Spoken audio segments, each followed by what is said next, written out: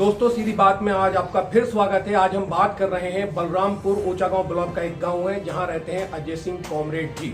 आज हमने उनसे बात की है, कुछ किसानों के मुद्दे पर बात की है, कुछ हिंदुस्तान में जो सांप्रदायिकता होती है उसको लेकर बात की है और उनकी पार्टी का क्या स्टैंड रहेगा 2022 के इलेक्शन में, इसी सब को लेकर आज उनसे बात हम करने आए हैं। उनके खुद के गांव, उनके घर पर बैठ के हमने उनसे बात की और जानने की कोशिश की है क्या कुछ आने वाले समय में होगा या उनकी पार्टी का क्या स्टैंड रहेगा, किसानों का क्या स्टैंड है। बहुत सारी बातें की हैं। आइए आपकी मुलाकात कराते हैं अजय सिंह कॉमरेड जी से, जो सह मंत्री भी हैं अपनी पार्टी में सीपीआई में, और मैं आपको बता दूं बहुत दिलचस्प इंसान है।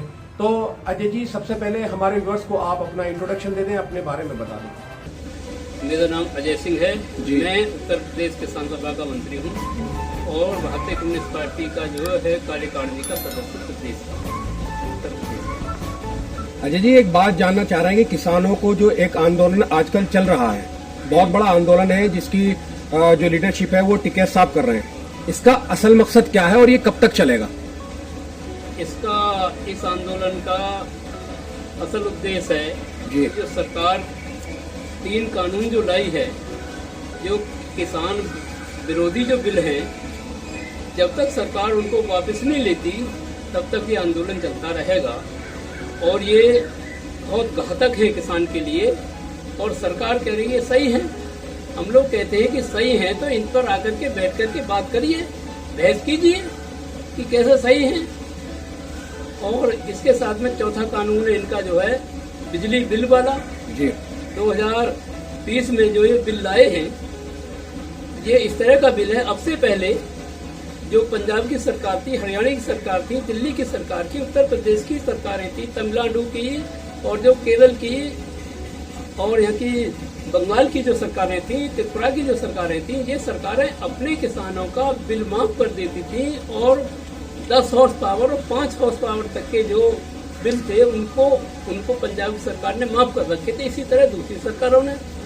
तो ये जो है बिजली का बिल जो लाई है ये 2020, ये लाई है कि कोई भी प्रदेश की सरकार, किसी भी पूरे देश के अंदर कोई भी प्रदेश की सरकार इस बिल को किसान और मजदूरों के लिए जो बिल है, बिजली का जो उपभोक्ता है, जो किसानों के ऊपर बिल है, उनको कोई सरकार माफ नहीं कर सकती। इसलिए संयुक्त समिति जो है, किसानों की जो संघर्ष समिति जो आंदोलन चल रहा है, इसके खिलाफ भी धरने पे हम लोग जो है वहाँ पर बैठे हुए थे दिल्ली में।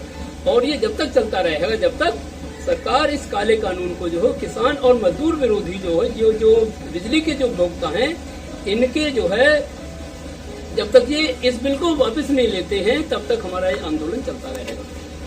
इस बिल के साथ साथ मंडी को लेकर एक बहुत बड़ा सवाल होता है कि मंडी बंद हो जाएंगी, इस पे किसानों पे इसका क्या असर पड़ेगा मंडी बंद होने का? हाँ, देखिए ये एक बहुत ही महत्वपूर्ण सवाल है जी कि ये मंडियों का जो किसान जो विरोध कर रहा है कि भाई इससे जो ये जो मंडियां जो बंद हो जाएंगी तो इससे जो बहुत खमियाजा किसान को उठाना पड़ेगा। देखिए ये बहुराष्ट्रीय कंपनियों को ला रहे हैं खरीदारी करने के लिए। अब मान के चलिए हमारे धान का मूल्य जो है 3000 रुपये कुंटल है, या चाहे गेहूं का मूल्य भी 3000 रुपये कुंटल है, मान के चलिए। तो जब ये बहुराष्ट्रीय कंपनी या देसी विदेशी कंपनी आएंगी तो ये देहात से हमारी खरीदारी करेंगी और गांव से सीधी खरीदारी करेंगी तो 3100 की 3000 की जगह में 3100 रुपया प्रति कुंटल की खरीदारी करेंगी और ये 1-2 साल तक इसी तरह से करती रहेंगी। तो हमारा जो किसान है वो फिर ये जो सरकारी मंडी है हमारी जहांगीराबाद, बुलंदशहर या जो कहीं की भी मंडी है, चाहे दिल्ली की मंडी है तो इसमें को वो जो है अपने अनाज को नहीं ले जाएगा, क्योंकि उसका जो 100 रुपये महंगा धान या गेहूं यहीं पर बिक रहा है। तो इस तरह से 3 साल के अंदर ये हमारी मंडी जो है ऑटोमेटिक बंद हो जाएगी। हमारा कहना इसमें ये है कि ये मंडी जो है चालू जो होनी चाहिए और ये जो खरीदारी की गारंटी है ये सरकार की होनी चाहिए।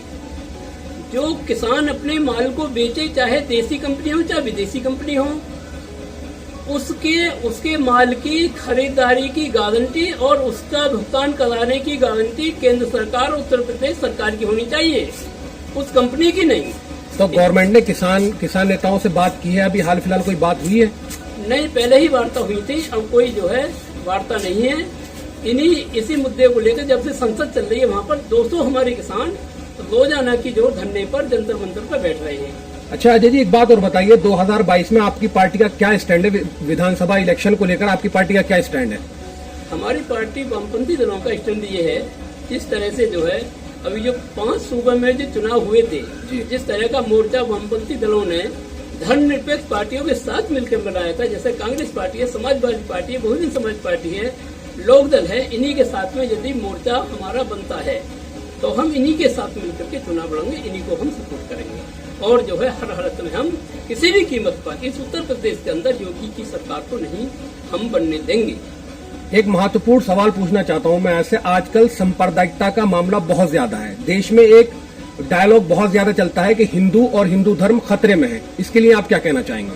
देखिए, आज से पहले हजारों साल से ही जब यमन आए, उनके बाद मुगल आए, जब भी हिंदू धर्म को कोई खतरा पैदा नहीं हुआ।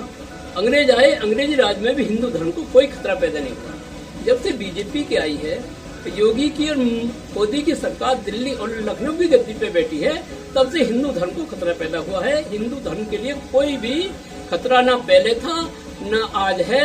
ये इस सरकार का चुनावी मुद्दा है। हिंदू मुसलमानों को लड़ाने के काम के अलावा इनका कोई काम नहीं है। हमारे जो किसानों को भी जो बॉर्डर पे, गाजीपुर बॉर्डर पर बैठे हुए हैं, उनको भी कभी खालिस्तानी कहते हैं, कभी पाकिस्तानी कहते हैं, कभी चाइनीज कहते हैं, कभी नक्सलाइट कहते हैं। हमारा कहना यह है, जब तुम्हारी जो है वहाँ पर जो सरकार है, दिल्ली के केंद्र में भी सरकार, उत्तर प्रदेश के अंदर सरकार, तो ये आतंकवादी फिर दिल्ली के बॉर्डर पर कैसे आ गए भाई? रोगी क्यों नहीं? तुम्हारी फौज और पुलिस क्या कर रही है? तुम ये झूठे आरोप लगा रहे हो, ये आतंकवादी नहीं, ये किसान है, ये तुमको अन्न उपजा के दे रहा है। अजय जी, मैं एक लास्ट सवाल आपसे करना चाहता हूं कि आप गवर्नमेंट से कोई अपील करना चाहेंगे या आसपास के जितने भी तमाम अपने इलाके के लोग हैं उनसे कोई अपील करना चाहेंगे और गवर्नमेंट से कोई अपील करना चाहेंगे? हाँ, सरकार से तो हम ये कह रहे हैं कि भाई ये जो आंदोलन चल रहा है किसानों का, इस बिल को वापस लीजिए। 2022 का जो बिजली बिल है इसको भी वापस लीजिए। फसलों के लाभकारी दाम दीजिए और स्वामीनाथन आयोग की रिपोर्ट को लागू कीजिए। तुमने जो चुनावी वादे किए थे उनको तुम जो है भूल गए। तुमने 15 लाख रुपए का वादा किया था चुनाव में, 15 पैसे भी किसी के खाते में नहीं आए आज तक। जो तुमने नोटबंदी करके जो यहाँ तो आपने कहा था कि भाई हम जो काला धन जो है, जो कि स्विच बैंक के अंदर है, उसको हम लाएंगे। तुम्हारे ही उद्योगपतियों का जो काला धन था, नेताओं का जो काला धन है, वो सफेद हो गए।